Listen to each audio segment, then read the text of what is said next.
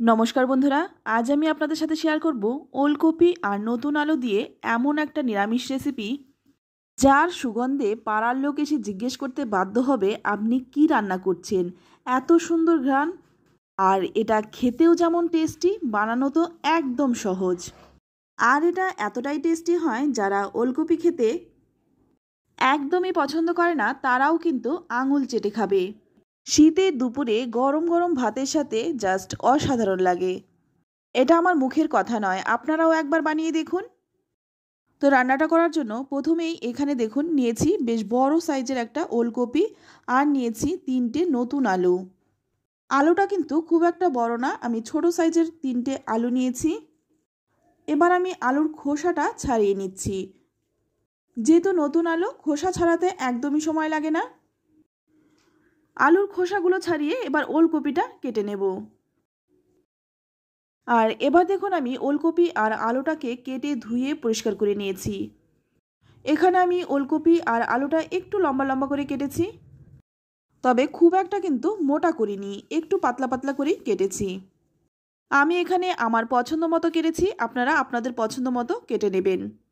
তো ওলকপি আর আলুটা কেটে নেওয়ার পর এইদিকে দেখুন আমি নিয়েছি বেশ কিছুটা ধনেপাতা। আর এখন কিন্তু বাজার ভর্তি প্রচুর ধনেপাতা, আর এই সময় ধনেপাতার গন্ধটাও কিন্তু বেশ সুন্দর থাকে। আর দামটাও কিন্তু খুব একটা বেশি না, খুব অল্প দামেই পাওয়া যায়। তো ধনেপাতাটাকে খুব ভালো করে বেছে নিলাম। এবার আমি এখানে নিয়ে নিয়েছি 4টে কাঁচা লঙ্কা। ঝালটা কিন্তু আপনারা আপনাদের পছন্দ মতো দেবেন, যে যেমন ঝাল খেতে পছন্দ করেন। তবে এই রান্নাটা যদি একটু ঝালঝাল হয় খেতে বেশি ভালো লাগে। আর এখন দেখুন ধনেপাতাটাকে খুব ভালোভাবে পরিষ্কার করে ধুয়ে নিলাম। এবার অপর দিকে কড়াই গরম করে নিয়ে কড়াইয়ের মধ্যে দিয়ে দিলাম 2 চামচ সর্ষের তেল। ফোড়নে দিয়ে দিচ্ছি সামান্য একটু 5 ফোড়ন, আর দিয়ে দিচ্ছি 2টো শুকনো লঙ্কা। 5 ফোড়ন আর শুকনো লঙ্কাটাকে একটু তেলের মধ্যে ভালো করে ভেজে নেব। 5 ফোড়ন থেকে যখন সুন্দর একটা গন্ধ বেরোবে বা 5 ফোড়নটা একটু ভালোভাবে ভাজা হয়ে যাবে, তখন কিন্তু এখানে আমি দিয়ে দিচ্ছি কিছুটা গ্রেট করা আদা। আদা আর 5 ফোড়নটা যদি একসঙ্গে দিতাম তাহলে 5 ফোড়নটা ভাজা হতো না, আদাটা কিন্তু পুড়ে যেত। তাই 5 ফোড়ন যখন ভাজা হয়ে যাবে, সুন্দর গন্ধ বেরোবে, তখন কিন্তু আদাটা দিতে হবে। আদাটা দিয়ে একটু নেড়েচেড়ে নিয়ে তারপর এখানে দিয়ে দিলাম কেটে রাখা ওলকপি আর আলুটা। এবার আলু আর ওলকপিটা দিয়ে খুব ভালো করে একটু ভেজে নেব। 5-6 মিনিট সময় নিয়ে একটু ভাজবো। যখন আলু আর ফুলকপির গায়ে হালকা লালচে রং ধরে যাবে, তখন আমি এর মধ্যে দিয়ে দিচ্ছি একটা কেটে নেওয়া টমেটো। তারপর এর মধ্যে দিয়ে দিচ্ছি স্বাদমতো লবণ, আর দিয়ে দিচ্ছি সামান্য একটু হলুদ গুঁড়ো। টমেটো, লবণ আর হলুদ দিয়ে খুব ভালো করে ভেজে নেব। অনেকেই আছে ওলকপির গন্ধটা একদমই পছন্দ করে না, এর জন্য কিন্তু ওলকপিটা খায়ও না। তবে আমি গ্যারান্টি দিয়ে বলতে পারি এইভাবে রান্নাটা করে দিলে তারাও কিন্তু আঙুল চেটে খাবে। তো এবার আমি একটা ঢাকা দিয়ে দিয়ে ভেজে নেব। তো এটা ভাজতে ভাজতে ততক্ষণে এখানে যে ধনেপাতাটা নিয়েছিলাম সেই ধনেপাতাটা একটা শিলপাটায় নিয়ে নিলাম। আমি এখানে শিলপাটাতেই বেটে নিচ্ছি, তবে কিন্তু আপনারা এই ধনেপাতাটা মিক্সিতেও বেটে নিতে পারেন।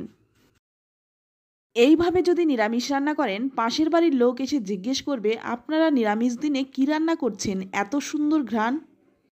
আমি হলপ করে বলতে পারি যারা নিরামিষ খেতে একদম পছন্দ করে না তারাও কিন্তু চেয়ে চেয়ে খাবে। তো এখানে আমি ধনেপাতাটা খুব ভালো করে বেটে নিয়ে তারপর এখানে দিয়ে দিচ্ছি 1/2 চামচ কালো জিরে। ধনেপাতার সঙ্গে একসঙ্গে আমি কালো জিরেটাকেও বেটে নিচ্ছি। তো একদম মিহি করে বেটে নিলাম। এই রান্নাটাতে কিন্তু তেমন কোনো তেল মশলা পড়ে না, খুব সামান্য তেল মশলাতেই রান্নাটা হয়ে যায়, আর খেতে কিন্তু ভীষণ ভালো হয়। তো ধনেপাতাটা বেটে তুলে নিলাম। এবার সামান্য একটু জল দিয়ে পাটাটা ধুয়ে নিয়ে নিলাম। তো দেখুন ধনেপাতাটা কিন্তু খুব ভালো করে বেটে নিয়েছি। এবার এই দিকে দেখুন যে সবজিটা আমি ভাজছিলাম সেটা কিন্তু মাঝে মধ্যে একটু ঢাকনা খুলে নাড়াচাড়া করে দিয়েছিলাম। আর এখন কিন্তু সবজিটা খুব ভালো করে ভাজা হয়ে গেছে। এটা যদি একটু ঢাকা দিয়ে দিয়ে ভাজেন তাহলে কিন্তু তাড়াতাড়ি সবজিগুলো সেদ্ধ হয়ে যাবে, রান্নাটাও তাড়াতাড়ি হয়ে যাবে। এবার আমি যে বেটে রেখেছিলাম ধনেপাতা আর কালো জিরেটা সেটা দিয়ে দিলাম। এবার ভালো করে নেড়েচেড়ে মিশিয়ে নেব। 7-8 মিনিট সময় নিয়ে ধনেপাতা দিয়ে সবজির সাথে খুব ভালো করে একটু কষিয়ে নিতে হবে। যখন এটা ভাজতে ভাজতে একটু শুকিয়ে আসবে তখন সামান্য একটু জল দিয়ে আবারও কিন্তু কিছুক্ষণ ভেজে নেব। তো আবারও কিন্তু ঢাকা দিয়ে দিয়ে ভেজে নেব।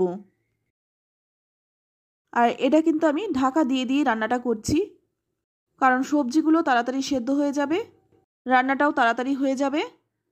আর ধনেপাতা দিয়ে যত ভালো করে ভাজবেন ততই কিন্তু গন্ধটা বেরিয়ে আসবে। এটা ভাজার সময় যে কি অসাধারণ একটি গন্ধ বের হয়, আপনারা যদি রান্নাটা না করেন বুঝতে পারবেন না। তাই আপনাদের রিকোয়েস্ট করব একবার হলেও এইভাবে রান্নাটা করুন, খেয়ে তারপর আমাকে কমেন্টে লিখে জানান খেয়ে আপনাদের কেমন লাগলো।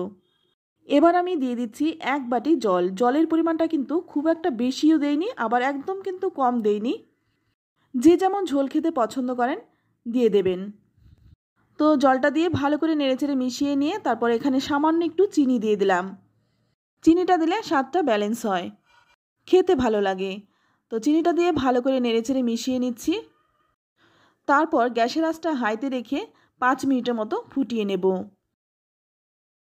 তো এখন দেখুন ঝোল ফুটে ঘন হয়ে গেছে আর রান্নাটাও কিন্তু প্রায় হয়ে গেছে। আর এখন দেখুন সবজিগুলোও কিন্তু খুব ভালো করে সেদ্ধ হয়ে গেছে। একদম কম সময়ে কম উপকরণে দারুণ টেস্টি একটি নিরামিষ রান্না। এটা যদি আপনারা একবার বানিয়ে খান এটাই হবে শীতের সেরা রেসিপি। তো নামানোর আগে এখানে আমি 3টে কাঁচা লঙ্কা একটু ভেঙে দিয়ে দিচ্ছি। কাঁচা লঙ্কাটাকে হালকা করে একটু নেড়েচেড়ে মিশিয়ে নিয়ে তারপর ঢাকা দিয়ে রাখবো যতক্ষণ না পরিবেশন করছি। তো আমি একটু পরিবেশন করে দেখিয়েও দিচ্ছি এটা দেখতে কতটা সুন্দর হয়েছে। এটা দেখতেও যতটা সুন্দর হয় খেতেও কিন্তু অসাধারণ হয়। তো আমি আপনাদেরকে রিকোয়েস্ট করে বলবো এই শীতে ওলকপির এই নিরামিষ রেসিপিটি অন্তত একবার বানিয়ে দেখুন। এই এক পদেই কিন্তু খাওয়া হয়ে যাবে, আর বেশি কিছু রান্না করার প্রয়োজনই হবে না। তো বন্ধুরা, রেসিপিটি যদি আপনারা একবার বানিয়ে থাকেন আমাকে কমেন্টে লিখে জানাতে ভুলবেন না খেয়ে আপনাদের কেমন লেগেছে। ভালো লেগে থাকলে লাইক, কমেন্ট, শেয়ার করবেন। আর আপনি যদি আমার চ্যানেলে নতুন হয়ে থাকেন চ্যানেলটা সাবস্ক্রাইব করে নেওয়ার অনুরোধ রইল। তো আজ এই পর্যন্তই, আবারও দেখা হবে অন্য কোনো নতুন রেসিপিতে। ততক্ষণ সকলে ভালো থাকবেন, সুস্থ থাকবেন আর সকলকে ধন্যবাদ।